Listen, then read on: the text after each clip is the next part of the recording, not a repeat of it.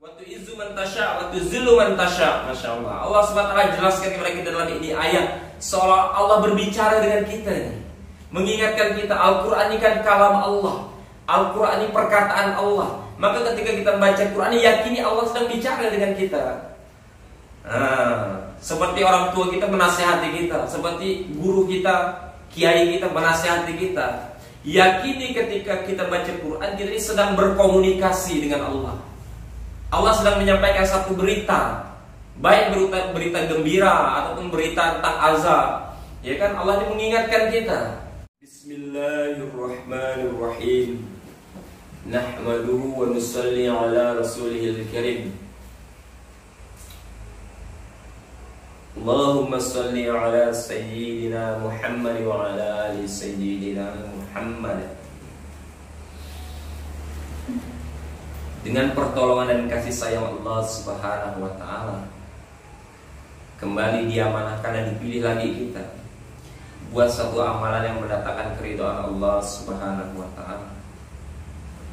Salah satu amalan yang besar di sisi Allah adalah amalan istiqomah. Jadi satu amalan istiqomah ini lebih baik daripada 1000 karomah, biar kecil. Maka Masya Allah, kita ini berusaha memohon pertolongan kepada Allah, memohon daripada hidayah Allah Subhanahu wa ta'ala, agar Allah Subhanahu wa ta'ala berikan kita kemampuan, kekuatan serta hidayah dari Allah untuk membuat satu amal ini bisa istiqomah. Buat satu amal ini bisa istiqomah. Dan dialah Allah Subhanahu wa ta'ala yang telah mendudukkan kita bersama dalam satu amalan taklim yang kita buat di rumah, sebagai salah satu usaha kita mendatangkan keridhaan Allah, mendatangkan rahmat Allah Subhanahu wa ta'ala, mendatangkan malaikat-malaikat Allah Subhanahu wa ta'ala masuk ke dalam rumah kita, sehingga rumah ini sejuk, Masya Allah, sehingga rumah ini dingin, sehingga ahli rumah ini Masya Allah tenang, tentram, tidak terjadi pertengkaran. Ya, suami tenang dalam rumah, istri tenang dalam rumah, bahkan anak-anak pun tenang dalam rumah. Ini salah satu maksud keuntungannya di dunia dan di akhirat yang pasti berjalan pahala daripada Allah Subhanahu wa ta'ala. Jadi Masya Allah, Alhamdulillah. Jadi Alhamdulillah pernikahan kita nih Allah tadikan telah berjalan 8 bulan. Allah. Dengan pertolongan Allah dan kasih sayang Allah Subhanahu wa ta'ala. Karena ditolong Allah, maka bisa berjalan 8 bulan. Dalam pernikahan yang terpenting bukan durasi, bukan waktu, bukan lamanya, tetapi bagaimana dalam pernikahan ini Masya Allah bisa menjadi sebab suami takwa pada Allah, istri takwa pada Allah, dan bisa menjadi sebab asbab hidayah wujud dari pernikahan ini. Dan lahirnya anak-anak yang soleh dan soleha, lahirnya anak yang soleh dan soleha. Maka untuk perkara ini Masya Allah, salah satu untuk mewujudkan daripada pernikahan yang sakinah, mawaddah dan warahmah adalah bagaimana senantiasa kita ini menjaga keimanan kita, menyempurnakan daripada iman kita, iman yang benar kepada Allah Subhanahu wa ta'ala. Karena perkara iman ini perkara yang sangat penting. Baginda Rasulullah SAW mentarbiyah, mendidik para sahabat radhiyallahu anhum ini 13 tahun tentang perkara iman. 13 tahun. Dalam 13 tahun ini para sahabat ini hanya tahu Allah Khaliq, bahwa mereka ini ciptaan Allah, Allah Malik, mereka ini dijaga, dipelihara Allah, mereka ini dijamin, diberi rezeki oleh Allah, Allah Alim yang maha mengetahui, Allah Sami yang maha mendengar, Allah Basir yang maha melihat. Ini 13 tahun gitu. Untuk memahamkan perkara ini 13 tahun. Nah kita belajar agama Masya Allah, ada yang di pondok pesantren belajar 10 tahun, ada yang 4 tahun. Cuman dasar daripada belajar daripada agama, memahami daripada agama adalah bagaimana iman kita ini benar kepada Allah. Sehingga setiap amalan yang kita buat ini untuk Allah, setiap amalan yang kita buat ini untuk Allah Subhanahu wa ta'ala. Kalau keimanan kita tidak benar kepada Allah, kita buat amal untuk makhluk. Suami buat amal baik ini sebagai seorang suami yang soleh tapi oleh istrinya, atau mencari perhatian istri. Istri buat amal juga untuk mencari perhatian daripada suami, agar dianggap istri yang soleh, istri yang baik. Dalam rumah tangga buat amal agar dilihat tetangga baik. Amalnya benar, niatnya salah, sehingga salah diterimanya amal ini, Masya Allah. Niat yang benar karena Allah, mencari keridhaan Allah, kemudian dilakukan dengan cara Rasulullah SAW. Ini salah diterimanya amal. Dan niat ini berkaitan dengan keimanan, keyakinan. Ketika kita tidak yakin Allah Subhanahu wa Ta'ala yang kuasa menyelesaikan masalah saya, Allah Subhanahu wa Ta'ala yang kuasa memberikan nikmat kepada saya, menyempurnakan rezeki kepada saya, menjamin rezeki saya, yang menghidupkan saya, mematikan saya.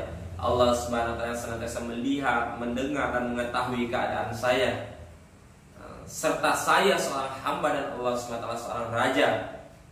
Allah Subhanahu wa Ta'ala sang Khalik. Ketika keyakinan kita tidak ada seperti ini, tidak akan terwujud, tidak akan terbentuk niat yang benar karena Allah Subhanahu wa Ta'ala. Kenapa tadi suami istri, Masya Allah, sang suami niatnya karena istri, lillahi istri,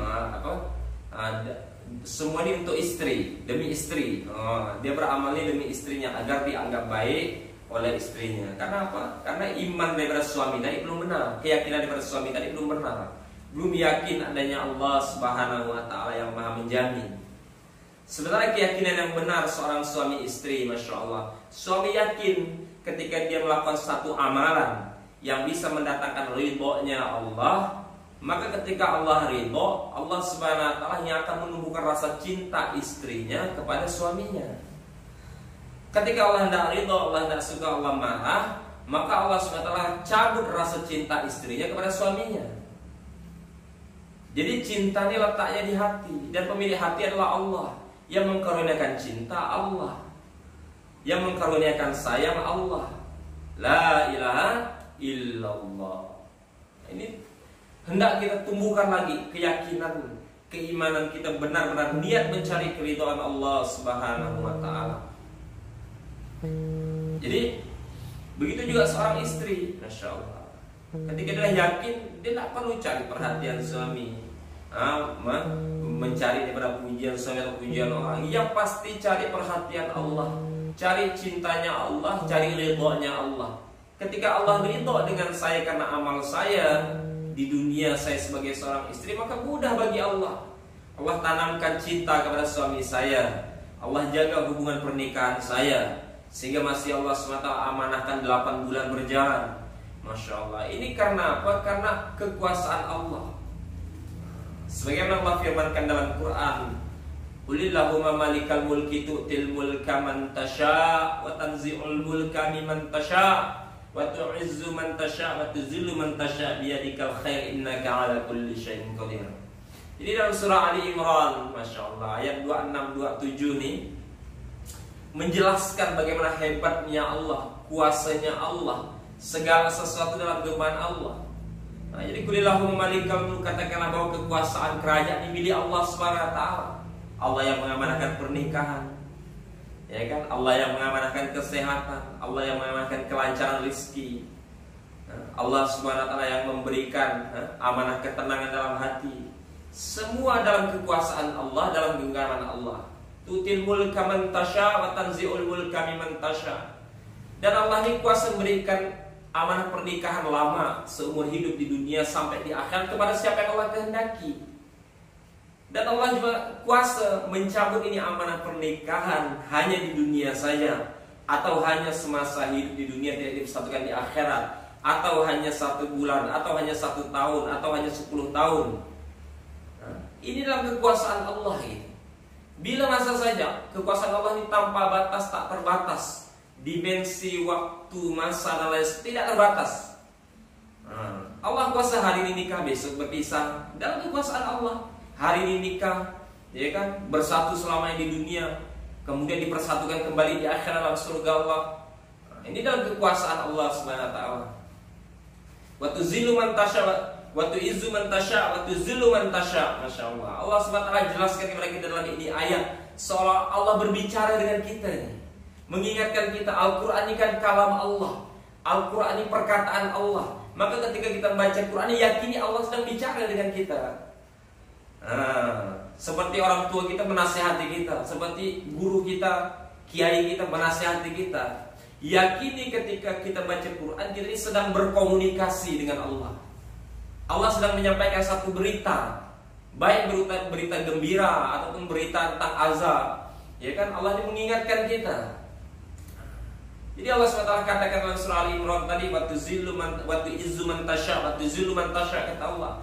Jadi Allah katakan, aku ini kuasa mendatangkan kemuliaan sebab pernikahan, sebab datangnya anak, sebab amanahnya harta, dan aku bisa mendatangkan kehinaan juga dengan sebab pernikahan, dengan sebab adanya suami istri, adanya anak ataupun adanya harta.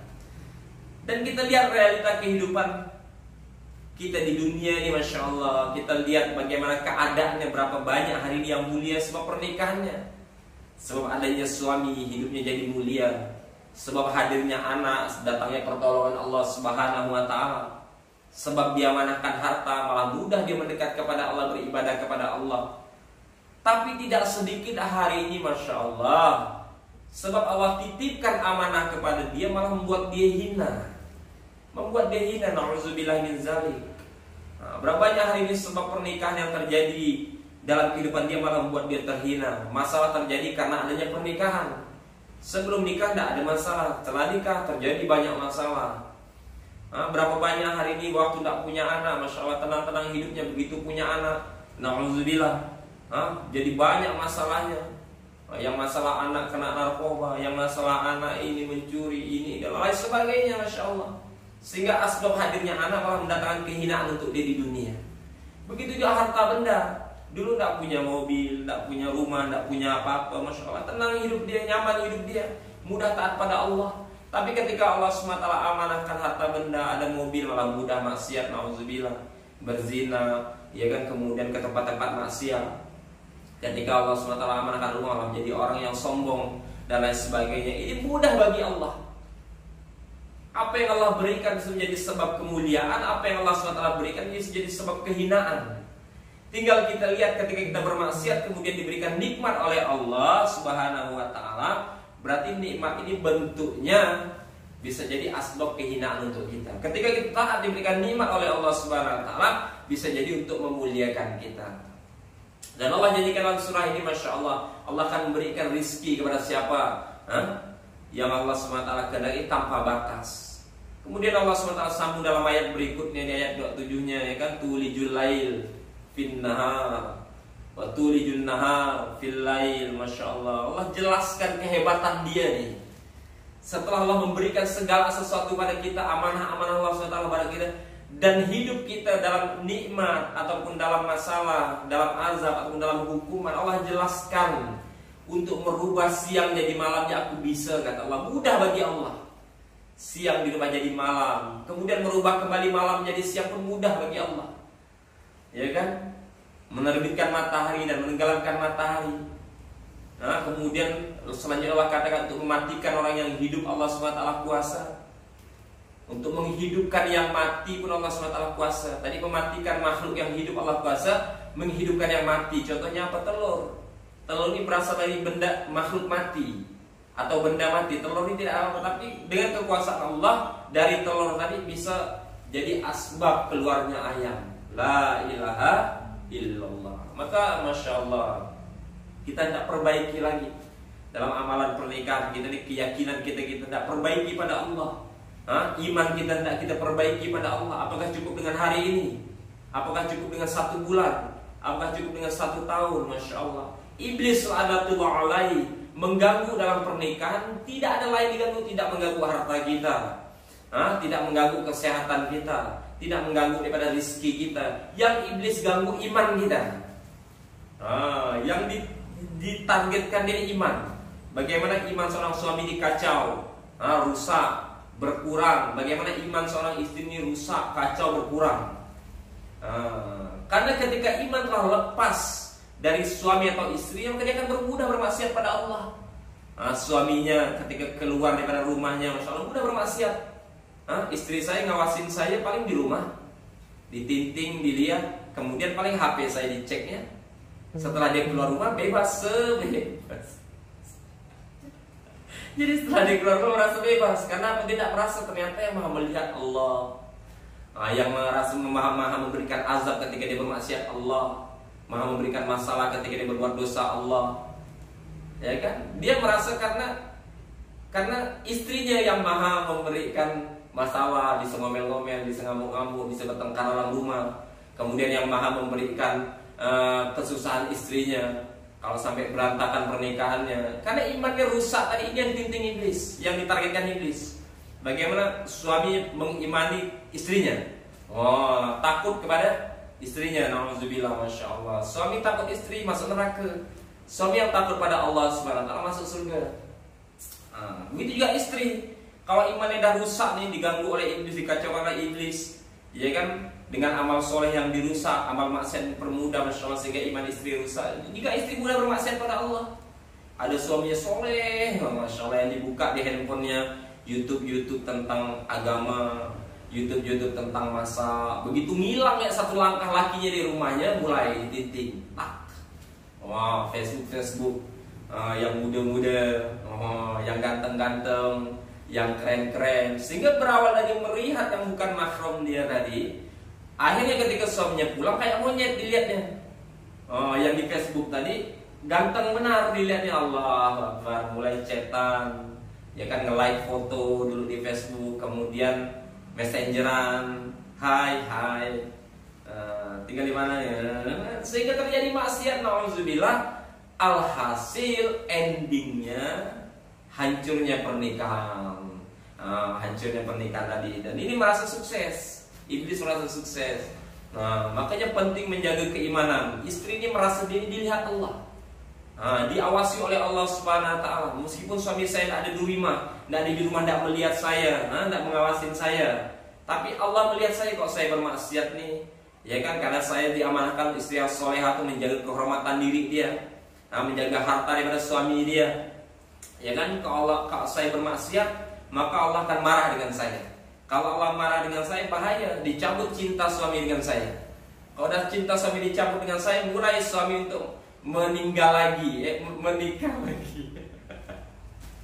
Mulai suami untuk mencari yang lebih mengenakan hati dia. Karena yang di rumah ini udah tidak mengenakan hati tadi. Makanya penting suami menjadi istri yang takwa pada Allah. Jadi istri yang takwa pada Allah. Jadi serahkan semuanya pada Allah. Ya Allah, ini hamba serahkan suami hamba pada Engkau, ya Allah. Memang dia agak-agak degil-degil dikit, ya Allah. Nanti nih cerita dengan Allah. Kalau curhat dengan Allah enak. Laporkan suami dengan Allah. Jaga matanya, ya Allah. Jaga hatinya, ya Allah. Jaga niatnya, jaga pikirannya, ya Allah. Kalau Allah yang menjaga, selesai urusan. Tapi kalau kita yang menjaga suami, ya Allah, paling kuat depan mata kita nampak, di handphone dia nampak. Kita tidak tahu di mobil dia ada handphone lain. Azan, Masya Allah, karena udah azan, Masya Allah. Jadi apa yang telah kita niat lah, kita niat menyempurnakan lagi iman kita, keyakinan kita. Kita bersyukur pada Allah, mohon pada Allah dengan amanah pernikahan yang Allah SWT berikan, bisa menjadikan iman dan keyakinan kita meningkat, amal soleh kita kuat, sehingga Allah ridho kepada kita bisa masuk dalam surganya Allah SWT di akhirat dan di dunia bisa menjadi asbab hidayah. Subhanallah, bihamdihi, subhanallah.